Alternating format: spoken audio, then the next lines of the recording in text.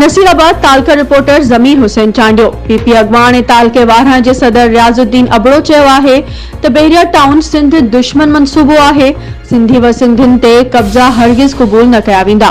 PP chairman Bilawal Bhutto Zardari पिण वाक़े जो सख़्त नोटिस वरितो आहे। हुन चयो त पीपी हुकूमत एनएफसी अवार्ड जो घटि हिस्सो मिलण बावजूद बि सूबे अंदरि तरक़ियाती कम कराए रही आहे। रोज़गार जा मौक़ा पिण पैदा कया विया आहिनि। बेरोज़गार नौजवान मुख़्तलिफ़ खातनि में पंहिंजी अहलियत जे बुनियाद ते दरख़्वास्तूं अक्सरियत सां कामयाबी माणींदो। पीपी मलिकगीर पार्टी आहे ईंदड़ चूंडुनि में पंजाब मां वॾी अक्सरियत सां कामयाबी हासिल कंदी। हिन मुल्क में मिटो निज़ाम आहे। नवाज़ शरीफ, शहबाज शरीफ ऐं मरियम नवाज़ लाइ सभु मरातूं आहिनि, पर पीपी खे निशानो बणायो वियो आहे। हुन चयो त ईंदड़ वक़्तु पीपी जी कामयाबी जो वक़्तु आहे ऐं मुल्क जो अवाम पीपी खे वॾी अक्सरियत सां वोट ॾेई कामयाब कंदो।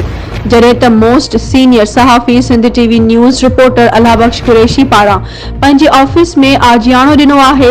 उन मौक़े ते पीपी सिटी नसीराबाद जे सदर सरदार ज़मीर हुसैन मसन, हुसैन बख्श जत, मौलवी मियां मंजूर अहमद कांधड़ो, रोशन अली शेख, फ़कीर मोहम्मद तुनियो, मोहम्मद नवाज़ खावर, हैदरी खावर, अल्ताफ हुसैन कांधड़ो, सजाद अली कल्होड़ो ऐं पीपी कारकुन वॾे अंग में साणस गॾु हुआ।